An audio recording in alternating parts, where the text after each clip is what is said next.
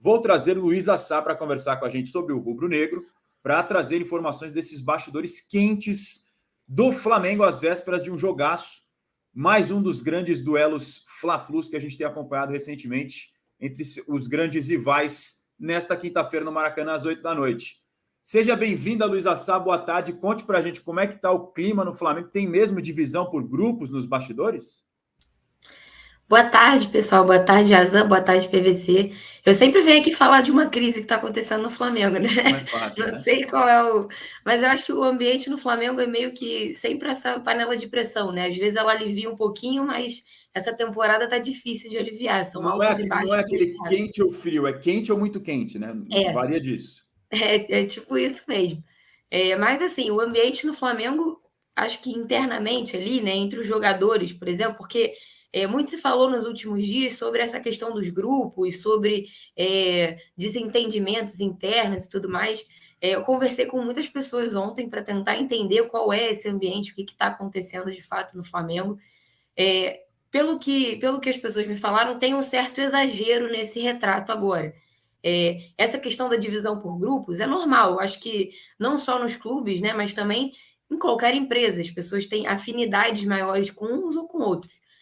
Por exemplo, foi muito citado o Gabigol e o Davi Luiz. Realmente não são melhores amigos, são duas personalidades muito fortes, né? E aí me falaram que até algumas cobranças ali do Davi Luiz no dia a dia, que costuma dar sermão, costuma cobrar algumas coisas, ficaram um pouco... uma galera um pouquinho de saco cheio, né, de ouvir, tipo, muito repetitivo. E o Gabigol também tem uma personalidade forte, né? E aí algumas... tipo o Everton Ribeiro, preferem também não se posicionar muito, né? Não criar lados ali, até para manter a boa relação, mas é uma relação de respeito entre o grupo. Os jogadores convivem ali normalmente e, claro, cada um com quem se identifica mais dentro da personalidade. Obviamente é um ambiente de muita pressão, né? O Flamengo sempre é muita cobrança, não só para os jogadores, mas internamente ali, seja na diretoria, seja nos funcionários, é sempre um ambiente nessa... enfim, nessa pressão mesmo que um clube do tamanho do Flamengo acaba gerando, né? Mas o trabalho com o Sampaoli, me falaram ontem, tudo na paz com o Sampaoli, os jogadores estão acreditando no trabalho do Sampaoli, mas obviamente tem uma cobrança. Hoje já teve uma conversa entre membros da diretoria com os jogadores antes do treino para aparar, né? Todo mundo sabe que eles diminuem um pouco essa questão das divisões e tudo mais, porque acham que é comum, que é normal. Isso tem no Flamengo há anos também, é importante frisar, mesmo naqueles grupos 2019, né, que foi vencedor e tal, sempre aconteceu, e a diretoria entende que é comum, que é normal, que não tem uma grande crise agora. Mas foi lá hoje, conversou com os jogadores para parar um pouquinho as arestas ali, antes de um jogo importante, né, como esse clássico, que é pela Copa do Brasil, que está no orçamento do Flamengo chegar muito mais longe do que só as oitavas de final. Então, não tem, internamente assim, não tem crise, mas vamos que, né, resolver os nossos problemas para não se criar algo muito maior do que já existe, né, agora. E Luiz, você falou sobre o orçamento do Flamengo, as oitavas da Copa do Brasil começam hoje, mas o clássico, o grande Fla-Flu da volta é nesta quinta-feira. O Flamengo projeta chegar até alguma fase específica, final, semifinal, até onde que é o atual campeão, né? O Flamengo tem uma perspectiva ali da semifinal, né? O Flamengo projeta mais de 1 bilhão de receita, então é um clube que em todas as competições projeta chegar muito longe ou muito alto, né? Como no caso do Brasileirão, se eu não me engano, é segundo lugar ali no Brasileirão, então sempre projetando alto, até para Libertadores também.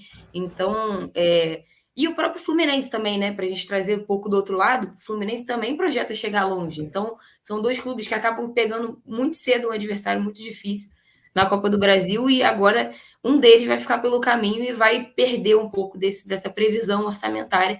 Obviamente tem outras competições aí pela frente, né? Tem a Libertadores também, tem o Campeonato Brasileiro, mas é uma competição que dá muito dinheiro, que os clubes valorizam muito, né? Então, se cair agora, o Flamengo já perdeu o Mundial, já perdeu a Supercopa, a Recopa, então chega nesse momento pressionado para entregar resultado, de fato.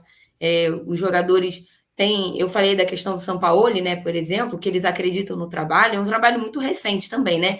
Nenhum dos treinadores, obviamente, chega pressionado por esse Fla-Flu e tal, não tem isso, mas o Flamengo precisa entregar, né? Quem chega a pressionar são mais os jogadores do que o treinador especificamente, né?